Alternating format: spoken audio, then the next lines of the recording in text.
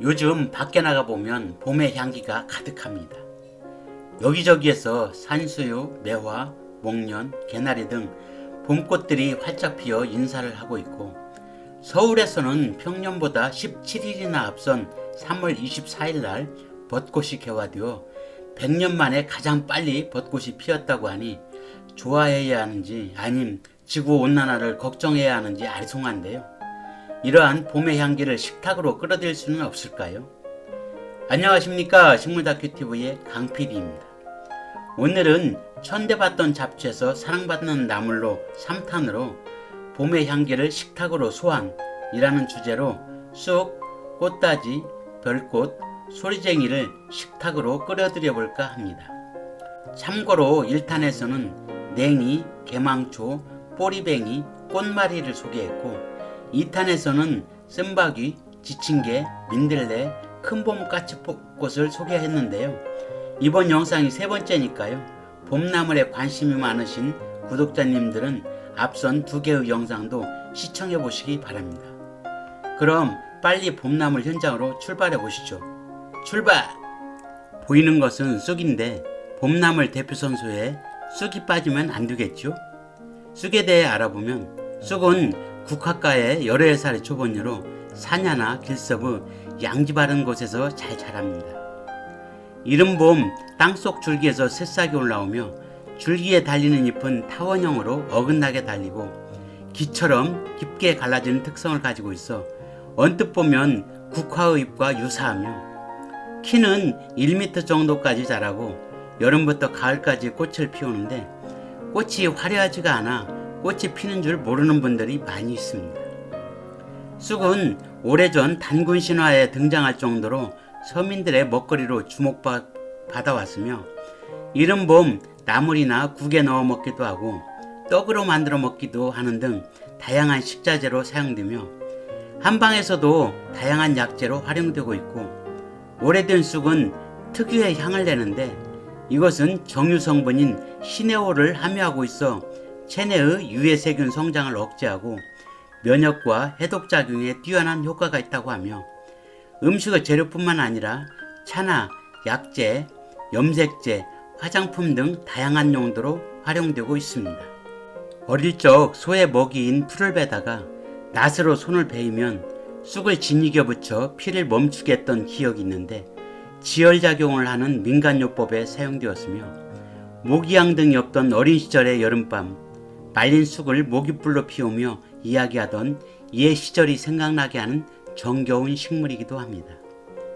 음력 3월 3일인 삼진날은 쑥떡을 해먹는 풍습이 있는데 유래를 살펴보면 옛날 주나라 유왕이 너무 방탕함으로 이를 우려한 신하들이 3월의 어느 연휴날 쑥떡을 바쳤더니 유왕은 그 맛이 너무 좋아 칭찬하며 혼자 먹을 수 없다고 하면서 선왕들을 모시는 사당인 종묘에 이 떡을 바쳤는데 나라가 태평해짐에 따라 해마다 삼진날에 쑥떡을 해먹는 풍습이 생겨나게 되었다고 하며 삼진날에 쑥떡을 해먹으면 수명을 연장하고 악귀를 쫓는다는 민속신앙에 의한 풍습 때문에 성행했다고 하니 오는 삼진날에는 쑥떡을 해먹으면 좋을 것 같습니다.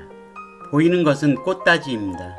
꽃다지는 십자화과의 두세 살의 초본류로 우리나라 각처의 들이나 밭둑 등 햇볕이 잘 드는 곳에 자라며 어린 잎은 나물 등으로 식용합니다.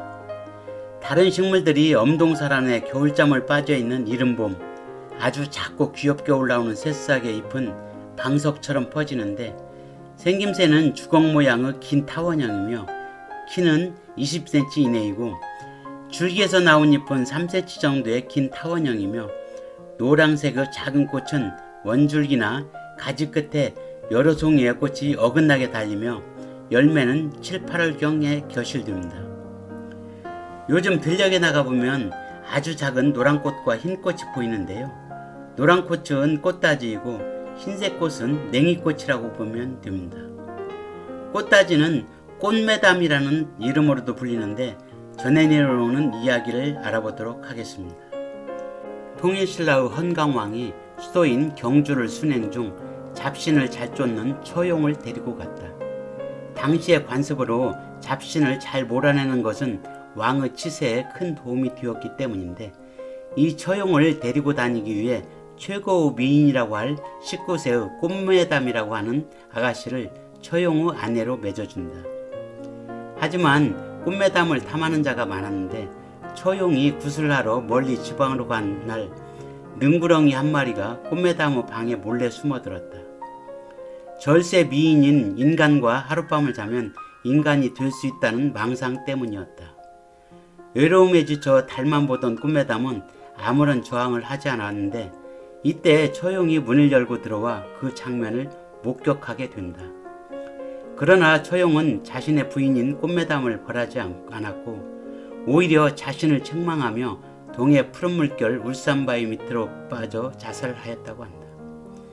꽃매담은 이를 애통해하며 자신의 집 담장에 목을 메고 자결을 하였는데, 이듬해 무렵 무덤 옆에서 노란 꽃이 피어났는데 마을 사람들은 이 꽃을 부인의 이름을 본떠 꽃매담이라 불렀다고 합니다. 보이는 식물은 별꽃인데요. 요즘 밤하늘을 보기가 힘들어서 그런지, 아니면 하늘이 맑지 않아 별을 볼 수가 없어서 그런지 별을 보기가 쉽지 않은데요. 대낮에 별을 관찰할 수 있는 식물인 별꽃입니다. 별꽃은 석축과의 두세 살이 초본류로 전국의 밭이나 길가의 약간 습한 곳에서 잘 자라며 전 세계에 광범위하게 분포하는 식물로, 봄철 어린 잎과 줄기는 국, 김치, 샐러드 등으로 식용합니다. 키가 20cm 이내로 작으며 줄기는 밑에서 가지가 많이 갈라지면서 나오고 잎은 마주나면서 달걀 모양을 띠고 있습니다. 흰색의 작은 꽃은 꽃잎이 5장으로 되어 있으나 양쪽으로 깊게 갈라져 10장으로 보이며, 꽃이 별을 닮았다 하여 별꽃이라는 이름이 붙여졌으며, 수술은 1개에서 7개로 다양하지만 암술대는 3개로 되어 있는데 암술대가 5개인 쇠별꽃과 차이를 보입니다. 다른 이름으로는 공버무리, 닭의 십가비, 잣나물이라고도 부르며 민간에서는 부종, 위염 등의 효능이 있다고 하며 한방에서도 다양한 약재로 활용되는 식물입니다. 보이는 것은 소리쟁이입니다. 소리쟁이는 마디풀과의 여러 해살이 초본류로 어린 잎은 나물이나 장아찌 등으로 식용합니다. 뿌리에서 나오는 잎은 긴 타원형이며 길게 올라오는 줄기에 달린 잎은 어긋나고 가장자리가 뚜렷한 주름 모양을 하고 있어 다른 식물들과 차이를 보입니다. 6, 7월에 작은 꽃이 녹색으로 피는데 수술은 6개이고 암술대는 3개이며 암술 머리가 털처럼 잘게 갈라집니다. 수정이 이루어지면 열매가 꼬챙이 같은 꽃대에 조롱조롱 달리는데, 열매가 완전히 익어 바람에 흔들릴 때 열매들이 닿으면서 내는 소리 때문에 소리가 나는 꼬챙이가 소리쟁이라는 이름이 되었다고 합니다. 소리쟁이는 많은 종자가 달리는데 한 포기에 약 6만 개의 종자가 생산된다고 하며 땅속에 저장되는 기간이 무려 80년이나 된다고 하니 불멸의 소리쟁이가 아닌가 생각됩니다. 옛날에는 열매를 말려 베개 속에 넣어 활용하였다고 하며 동의보감에는 폐독체라 하여 귀한 약초로 활용되었다고 합니다. 이상으로 봄의 향기를 식탁으로 소환이라는 주제로 쑥, 꽃다지, 별꽃, 소리쟁이를 알아보았는데요. 천대받던 잡초에서 사랑받는 나물로라는 시리즈로 3회에 걸쳐 이른봄 식용 가능한 식물 12종을 모두 알아보았습니다. 봄에 새싹이 올라오는 식물들 중 많은 것들이 나물 등으로 식용할 수 있지만 대부분의 사람들은 잘 알지 못하고 자풀로 취급하고 있어 나물 뜯기를 주저하는 분들이 많이 있는데요.